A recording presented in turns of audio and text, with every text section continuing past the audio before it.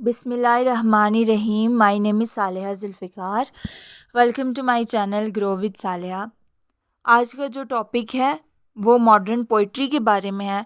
देखिए, modern poetry काफ़ी broad है। It's not like romantic as जिसके अंदर सिर्फ एक स्कूल ऑफ थॉट था। इसमें काफ़ी सब ग्रुप्स आते हैं जिनको हम स्पेसिफिकली कहते हैं कि थोड़े बहुत ये ग्रुप्स आपस में डिफ़र करते हैं। फॉर एग्ज़ाम्पल, यहाँ पर एक ग्रुप ऑफ पोइट्री है, यानी कुछ पोइट्स हैं जिनको हम किसी स्पेसिफिक ग्रुप में नहीं रखते, जिनको मैं ऑलरेडी डिस्कस कर चुकी हूँ, जिसके अंदर रॉबर्ट ब्रिजेस आता था, ई हाउसमैन आता था, जी एम हॉपकिंस आता था। उनको मैं अलग से डिस्कस कर चुकी हूँ। आज की जो ग्रुप यानी पोइट्री का जो ग्रुप है, आज में जो है वो दो ग्रुप्स को कवर करूँगी, जो कि ट्रेंच ग्रुप है और जॉर्जियन ग्रुप है।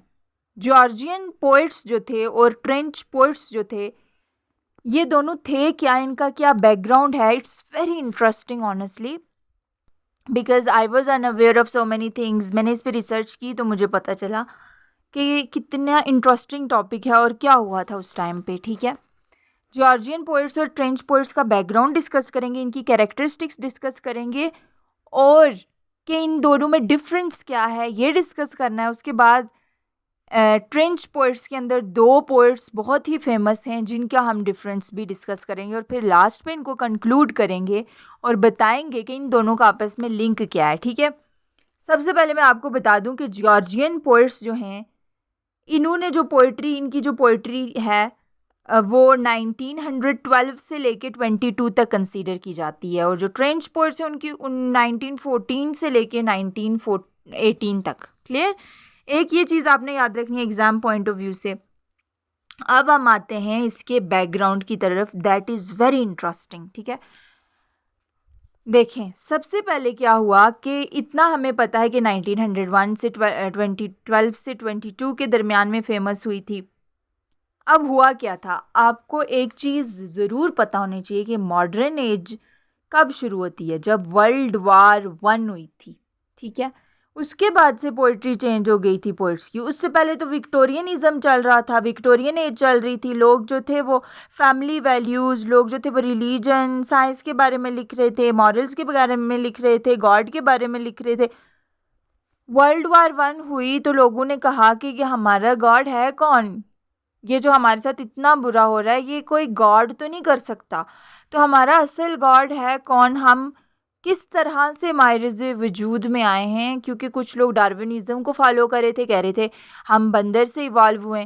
कुछ लोग क्वेश्चन करना शुरू हो गए कि हम हैं कौन, हमारी ज़िंदगी का क्या मकसद है, हमारी लाइफ कैसे मीनिंगफुल होगी, मीनिंग की तलाश में लग गए। लोग इतने सैड हो चुके थे बिकॉज उनके अपने मर रहे थे ना। ये मैं एक आपको कंडीशन बता रही हूँ उस सोसाइटी की। अब इस सोसाइटी की कंडीशन मैंने क्यों बताई, क्योंकि इसी से ये पोइट्री जुड़ी हुई है, ट्रेंच भी और जॉर्जियन भी। देखें, जब वर्ल्ड वार वन शुरू हुई, जैसे मैं आपको एग्जांपल देती हूँ, 2025 के अंदर इंडिया और पाकिस्तान में जब जंग शुरू हुई, बिकॉज़ हम में से बहुत से लोगों ने ना जंगों के बारे में सुना हुआ था, हमारे सामने कोई जंग नहीं हुई थी। अब आपको पता है कि पाकिस्तानी मीडिया जो है, यानी इसके अंदर जो लोग हैं, स्पेशली पब्लिक जो है, वो किसी भी चीज़ को सीरियस नहीं लेती। ये तो हम इस वजह से वैसे भी फेमस हैं। जब वार हुई तो हमने उस पर भी मीम्स क्रिएट करना शुरू कर दी। अब मतलब हमें वी आर अनअवेयर ना कि वार के कितने नेगेटिव कॉन्सिक्वेंसेस हैं। हम तो इसको एज ए फन ले रहे थे, लेकिन आप यही बात अगर पैलेस्टाइन के लोगों से पूछें तो ऑब्वियसली उनके कंसिक्वेंस वो तो फन नहीं लेंगे, क्योंकि उनके अपने खो चुके हैं, उनकी सारी चीज़ें तबाह हो गई हैं। अब मैं आपको बताती हूँ कि जो कंडीशन पाकिस्तान में थी ना 2025 में वार की, अगर उस टाइम कोई पोइट्री लिखता तो उसको जॉर्जियन पोइट्री बोलेंगे। यही चीज़ अगर हम पैलेस्टाइन में जाएं, वहाँ कोई ग्रुप ऑफ पोइट पोइट्री लिखेंगे तो उसको ट्रेंच पोइट्री बोलेंगे। मैं आपको डिफरेंस समझाने की कोशिश कर रही हूँ कि एक होता है वार को फ़न लेना, उसको सेलिब्रेट करना, अपने नेशनलिज्म जब पीक पे होता है, लोग खुश होते हैं, लोग अपने कंट्री के लिए सेक्रीफाइस करना चाहते हैं। इसी तरह वर्ल्ड वार वन में लोग ब्रिटेन के जो लोग थे वो बहुत एक्साइटेड थे, क्योंकि वो अपने आप को पावरफुल समझते थे। तो तब जो था लोगों में एक्साइटमेंट थी, लोग खुश थे, सेलिब्रेट कर रहे थे, नेशनलिज्म पीक पे था। वो अगर जान देते भी तो बड़े खुश होके देते कि अपने वतन के लिए जान दे रहे हैं। पेट्रियोटिज्म बहुत ज़्यादा पीक पे था, ठीक है। शुरू है ना, वार की जब शुरू होती है ऐसे ही होता है।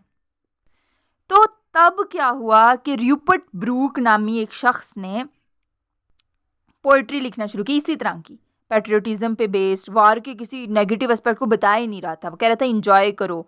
आइडियलाइज्ड पोइट्री थी उसकी, मतलब हवा में बातें करना, उसको छोड़ देना कि इसके कुछ नेगेटिव कॉन्सिक्वेंसेस भी हो सकते हैं। बस के वतन के लिए जान, वतन ये वतन वो, ठीक समझ आ गई। लेकिन इसको कोई अभी जानता नहीं था एज अ पोइट। ये अपनी गुड लुकिंग की वजह से कह सकते हैं ज़्यादा फेमस था, क्योंकि इसकी पोइट्री जो थी वो उतनी ज़्यादा इन्फ्लुएंशियल नहीं थी। अच्छा, इसकी पोइट्री इन्फ्लुएंशियल हुई कैसे? इसने एक वर्क लिखा, द सोल्जर। अब मैं आपको इस वर्क के बारे में क्यों बता रही हूँ, इसके अंदर अगर आप इसको पढ़ें तो आपको फील हो जाएगा ये जॉर्जियन पोइट्री थी क्या। तो इसके अंदर भी इसी ने यही बात की हुई थी कि सोल्जर्स जो होते हैं वो कभी मरते नहीं हैं, वो जो है अपने वतन के लिए सेक्रीफाइस होते हैं। ये बहुत अच्छी चीज़ है, वार एक बहुत अच्छी चीज़ है जब आप सोल्जर्स अपने आप को कुर्बान करते हैं। ये वो कि इसको सेलिब्रेट करने एक्साइटमेंट होनी चाहिए, और ये वो अपने नेशनलिज्म इसने शो किया हुआ है। हुआ क्या कि इसका एक दोस्त था, सॉरी दोस्त नहीं कह सकते, फॉलोवर। क्यों इसके फॉलोवर थे? हालांकि इसकी पोइट्री तो फेमस ही नहीं थी, क्योंकि ये जो लैंग्वेज यूज़ करता था ना पोइट्री के अंदर, वो बहुत ज़्यादा अट्रैक्टिव थी। लोग उससे इन्फ्लुएंस होकर इसके फॉलोअर बने, इसके कंसेप्ट से नहीं। और उन्हीं में एक बंदा था एडवर्ड होवर मार्श, ठीक है, ये इसका फॉलोअर था। अब इसकी बड़े बड़े लोगों से जान पहचान थी। एक पॉलिटिशियन था जो बाद में जाके इंग्लैंड का प्राइम मिनिस्टर भी बना था। उससे इसने ये बात छेड़ी कि मैं इस तरह फ़लाँ बंदे की पोइट्री इस तरह की है, और द सोल्जर ये वो। अब उस बंदे को इसकी पोइट्री बहुत पसंद आई। उसने कहा ये बहुत अच्छा तरीका है लोगों के बारे में राय देने का, क्योंकि पॉलिटिशियंस हमेशा यही चाहते हैं, जो वो चाहते हैं वही बताते हैं कि लोग भी यही चाहते हैं। अब उन्होंने कहा कि लोग इस बात से बड़े खुश हैं वार से, तो उन्होंने इसके वर्क पब्लिश कराने में इसकी मदद की। तो इस तरह से रातों रात र्यूपर्ट ब्रूक जो था वो फेमस हो गया था, समझ आई। इसी तरह से बाद में आने वाले लोगों ने इसको ज्वाइन करना शुरू कर दिया, और इस तरह से जॉर्जियन ग्रुप, इसको क्यों कहते हैं, जॉर्ज 5 उस टाइम पर रूल कर रहा था। और इस तरह से ये जो थी ये पोइट्री शुरू हुई, समझ आई। अब ये क्या हुआ, पोइट्री जो थी ये लग नहीं रहा था कि फैलेगी, लेकिन ये बहुत लेकिन ये थोड़े टर्म के लिए थी, शॉर्ट टर्म के लिए थी। क्यों? क्योंकि अब दिखेंगे ना वार के नेगेटिव कॉन्सिक्वेंसेस जो अभी तक आप लोग इग्नोर कर रहे थे। जब वो पढ़ेंगे तब समझ आएगी ना कि जॉर्जियन पोइट्री करनी चाहिए या नहीं। समझ आ गई? होप सो कि समझ आ गई होगी। अब जब सीरियस पोइट्री, यानी बहुत ज़्यादा डिस्ट्रक्शन हो जाएगी, बहुत लोग मर जाएंगे, तब लोग सीरियस हो जाएंगे, सीरियस थीम चाहेंगे पोइट्री में, वो पोइट्री होगी ट्रेंच पोइट्री। समझ आया difference? Palestine poetry, Pakistani poetry, Georgian poetry, trench poetry. देखिए मैं आपको ये सिर्फ समझाने के लिए बता रही हूँ। अच्छा, अब बात करते हैं कैरेक्टरिस्टिक्स की। जॉर्जियन की कैरेक्टरिस्टिक्स बता रही हूँ। देखें, formation of the Georgian group कैसे बना था, मैंने आपको बताया जॉर्ज 5 उस टाइम पे रूल कर रहा था। कैरेक्टरिस्टिक्स एंड इमिटेशन, देखें ये लोग जो थे ना कोई भी सीरियस बात नहीं कर रहे थे, ये रोमांटिक्स से बड़े बड़े इन्फ्लुएंस थे। रोमांटिक्स का आपको पता है, जॉन कीट, Shelley, S T Coleridge, Wordsworth, वो लोग नेचर पे लिखते थे ना, ये उन्हीं से इन्फ्लुएंस होकर नेचर पे लिखते थे, किसी भी इशू के बारे में बात ही नहीं करते थे, ठीक है। रॉबर्ट ग्रेव जो है ये सबसे पहले इस ग्रुप का मेंबर बना था, ये आपने याद रखना है। देखिए रूपर्ट ब्रूक को तो हम पढ़ चुके हैं, लेकिन ये जो ग्रेव्स था इसने आके पहले ज्वाइन किया था, ये याद रखना। अच्छा, जब ये पोइट्री शुरू हुई तो ज़ाहिर है हर ग्रुप ऑफ पोइट्री का एक एम होता है। तो इनका क्या एम था? इनका एम था कि ये जो पोइट्री के अंदर दी दाऊ अभी तक यूज़ हो रहा है ना, यानी पुरानी किस्म की के लफ्ज़, तो इनने कहा था कि हम इसके ख़ात्मे के लिए आएँ। लेकिन बाद में इनका मकसद कुछ और बन गया, और बाद में ये बहुत शॉर्ट टर्म के लिए इस सक्सेसफुल भी हुए। बाद में ये जो थे मूवमेंट खुद बहुत ख़त्म हो गई थी। मैंने आपको बताना है कैसे, ठीक है, टेंशन नहीं लेनी। मैंने आपको बताया कि ये लोग जो थे आइडियलाइज्ड पोइट्री लिखते थे, यानी इन इश्यूज़ की बात ही नहीं करते थे, सिंप्लिसिटी की बात करते थे, नेचर की, लव की, लेजर की, चाइल्डहुड की, यानी बहुत सिंपल इनोसेंट सी पोइट्री जो खुशी दे, इस तरह की पोइट्री लिखते थे। समझ आ गई? अब क्या हुआ, मैंने आपको बताया है कि ये शुरू कैसे हुई थी, 5 वॉल्यूम्स पब्लिश किए गए थे एक पोइट्री के 1900। मैं आपको वो डेट्स भी बता देती हूँ जो कि बहुत ज़्यादा इम्पॉर्टेंट है। ओके, ज़हन में रखिएगा। पहला जो था 5 ग्रुप ऑफ पोइट्री फेमस हुए थे ना, एक 1911 से 12 तक, 13 से 15 तक, 16 से 17 तक, 18 से 19 तक, 20 से 22। तो उस टाइम पे जो पोइट्री लिखी, आखिर इसमें क्या था, तो जो मैं आपको बता चुकी हूँ यही चीज़ें थी जिसकी वजह से ये फेमस हुई थी। समझ आ गई? ये बात याद रखनी है। नोटेबल पोइट्स जो है मैंने आपको बताया, रूपर्ट ब्रूक है, W.H. डेविस है, ल्यूरेंस बिनियोन है जिसको हम आगे डिस्कस करेंगे, जॉन मेजफील्ड को भी डिस्कस करेंगे, वाल्टर डिलामेर को भी डिस्कस करेंगे। ठीक है, वाल्टर डिलामेर जिसमें सबसे ज़्यादा फेमस था, ये अपने लिरिकल स्टाइल की वजह से फेमस था। देखें, ये रोमांटिक्स से इन्फ्लुएंस थे ना, तो उसी तरह की नेचर, चाइल्डहुड, इन पे बात करेंगे। और स्टाइल इनका म्यूजिकल था, यानी ये किसकी याद दिलाता था, ये ब्लेक की याद दिलाता था, जो रोमांटिक पोइट है। ठीक है, वो जो जैसे म्यूजिकल लिखा करता था ना, उसकी याद दिला देता है। ड्रीम लाइक क्वालिटी, यानी ये ड्रीम्स में होते थे ज़्यादातर, उनको पता ही नहीं था रियल लाइफ में क्या चल रहा है, वर्ल्ड वार 1 की असल कंसिक्वेंसेस क्या होंगे, ये तो उसको देखते ही नहीं थे, कि बस ड्रीम करते रहते थे, ड्रीमी थे, ड्रीमी पोइट्री लिखते थे, रियलिटी की बात ही नहीं करते थे। अगर करेंगे तो देखिए, जैसे वार की पोइट्री की बात, वार की बात करेंगे भी तो उसमें फैंटेसी का एलिमेंट ले आएंगे, उस बात ही नहीं करेंगे कि इसकी वजह से हो क्या रहा है। ओके, नेक्स्ट हम देखते हैं W.H. डेविस को और लॉरेंस बिनियोन को। W.H. डेविस जो था ये भी नेचर पे लिखता था और ब्लेक और हार्डी से इन्फ्लुएंस था। मैंने आपको बताया कि ये जो लोग थे ये म्यूज़िकल इनकी क्वालिटी थी। उसके बाद लॉरेंस बिनियोन की बात कर लेते हैं। तो ये जो था, इसने, ये इम्पॉर्टेंट बात है याद रखना कि दांते को इसने ट्रांसलेट किया था, उसके वर्क्स को। कॉमन सी सिंपल सी लैंग्वेज यूज़ करता था। इसका एक वर्क है अटीला, जिसके अंदर इसने शेक्सपियरियन क्वालिटीज़ यूज़ की हुई हैं। मैं शेक्सपियरियन जो थी वो रोमांटिक एज से था ना, आपको पता है रेनेसां को रोमांटिक एज भी कहते हैं, ये बात याद रखना।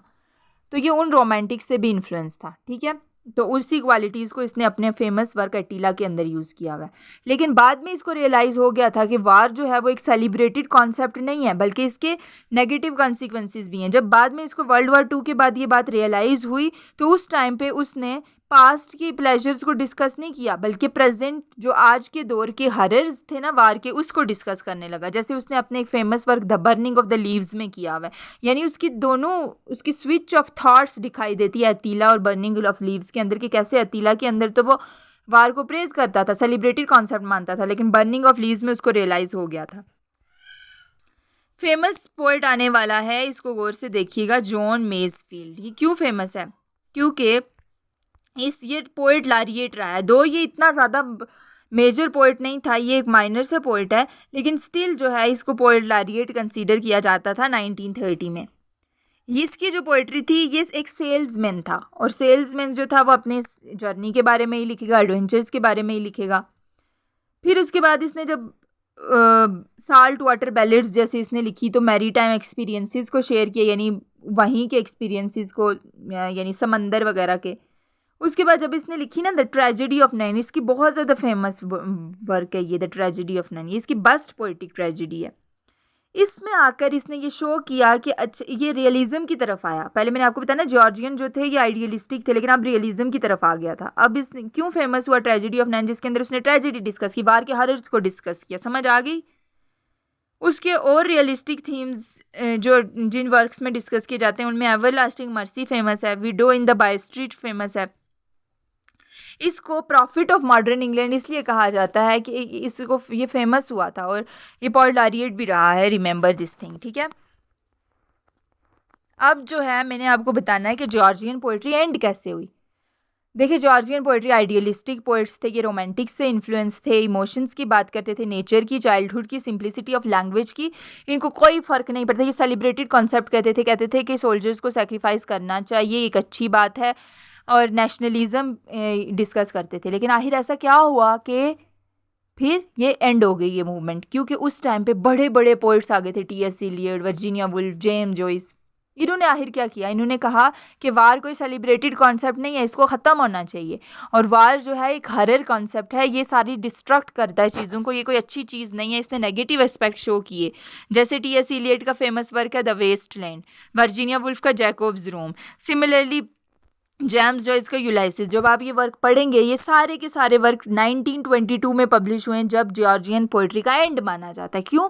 क्योंकि जब आप इनके वर्क्स को पढ़ेंगे तो आपको रियलाइज़ होगा कि वार कितनी बुरी चीज़ है, इसको अवॉइड करना चाहिए। ये किस तरह से लोगों की सोच बदल के रख देती है और किस तरह से ये सारा कुछ तबाह करके रख देती है।